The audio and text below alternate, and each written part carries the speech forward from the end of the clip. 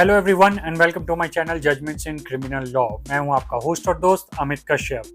Friends, आज के इस वीडियो में मैं आपको बताने वाला हूं कि कोर्ट के द्वारा केस करना क्या होता है, यानी कि कोर्ट केस क्या होता है। फ्रेंड्स, मुझे अपने काम के दौरान बहुत सारे ऐसे लोग मिलते हैं जिन्हें यह पता नहीं होता है कि कोर्ट केस होता क्या है, या जिन्हें पता भी है कि इस तरह का कोई कोर्ट केस होता है, उन्हें इसकी प्रक्रिया के संबंध में कोई भी जानकारी नहीं होती है। तो इस वीडियो में मैं आपको बताने वाला हूं कि कोर्ट केस क्या होता है और क्या है इसके संबंध में पूरा प्रोसीजर। अगर मेरा यह वीडियो आपको पसंद आए तो इसे लाइक करना ना भूलें, and if you are new on my channel then don't forget to subscribe my channel and press the bell icon to get all the latest notifications of my new videos. So let's start this video. Friends, हमारे देश में criminal cases जो होती हैं वह दो तरह से होती हैं। पहला थाने के द्वारा और दूसरा कोर्ट के द्वारा।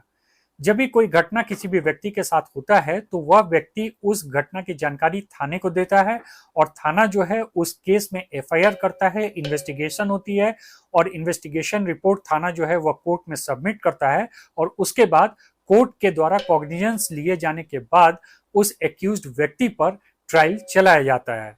यह तो हुई थाने के द्वारा क्रिमिनल केस किए जाने की पूरी प्रक्रिया। अब बात आती है कोर्ट केस की। तो अमूमन हमें यह सुनने में मिलता है कि कोई व्यक्ति अपनी शिकायत को लेकर थाने जाता है और थाना जो है उसकी शिकायत को सुनने के बावजूद एफआईआर करने से मना कर देता है। तो सवाल है कि अगर थाना जो है वह एफआईआर करने से मना कर देता है तो फिर उस व्यक्ति के पास क्या कानूनी उपाय बच जाता है। तो अगर आप किसी भी तरह की शिकायत थाने को कर रहे हैं और थाना उस पर एफआईआर नहीं कर रहा है तो फिर जो रास्ता आपके पास बचता है वह है कोर्ट केस। वह थाना जिस भी डिस्ट्रिक्ट कोर्ट के अंतर्गत आता है, आपको उस डिस्ट्रिक्ट कोर्ट में जाना होगा और वहां पर एक अधिवक्ता नियुक्त करना होगा।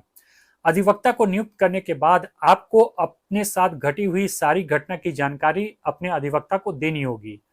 आपके अधिवक्ता आपके द्वारा दी गई जानकारी के आधार पर एक कंप्लेन पिटीशन तैयार कर देंगे और उस कंप्लेन पिटीशन के आधार पर आपका केस दायर कर दिया जाएगा।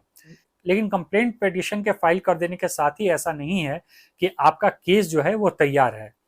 कंप्लेंट पिटीशन फाइल करने के अगले दिन या फिर 2 दिनों के अंदर उस पर एक तारीख पड़ेगी और तारीख के दिन आपको अपने अधिवक्ता के साथ ऑनरेबल कोर्ट के सामने प्रेजेंट होना होगा। ऑनरेबल कोर्ट के सामने अधिवक्ता आपके द्वारा कही गई और कंप्लेंट पिटीशन में लिखी गई बातों को ऑनरेबल कोर्ट के सामने रखेंगे और उसके बाद अगर जरूरत हुई तो ऑनरेबल कोर्ट आपसे भी 2-4 बातें पूछ सकते हैं।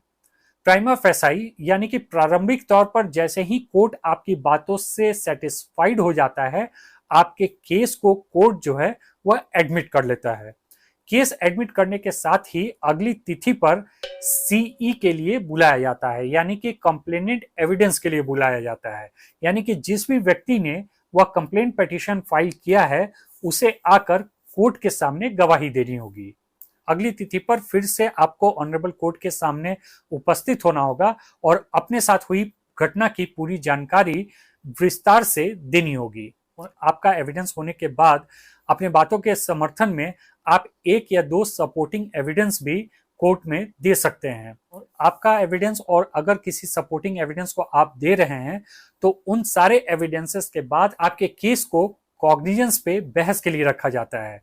यानी कि आपके अधिवक्ता को कंप्लेंट पिटीशन, आपके एविडेंस और आपके सपोर्टिंग एविडेंस के आधार पर ऑनरेबल कोर्ट को यह कन्विंस करना होता है कि आपके साथ कोई घटना हुई है और यह घटना बिल्कुल सच प्रतीत हो रही है। इसलिए ऑनरेबल कोर्ट से यह प्रार्थना की जाती है कि इस मामले में ऑनरेबल कोर्ट जो है वह संज्ञान लें। बहस होने के बाद आपका कंप्लेंट पिटीशन जो है वह कॉग्निजेंस पे ऑर्डर के लिए रखा जाता है।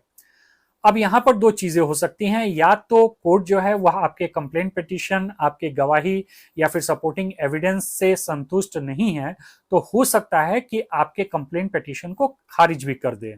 यह कहते हुए कि जो भी कंप्लेंट पिटीशन में एलिगेशन लगाया गया है या जो भी कंप्लेनेंट एविडेंस या सपोर्टिंग एविडेंस दिया गया है उसके आधार पर जो नामित एक्यूज्ड व्यक्ति हैं उनके ऊपर कोई केस बनता प्रतीत नहीं हो रहा है। अगर कोर्ट कंप्लेंट पिटीशन में लिखी गई बातों और सारे एविडेंसेस से संतुष्ट हो जाता है तो फिर ऑनरेबल कोर्ट कॉग्निजेंस यानी कि संज्ञान ले लेता है।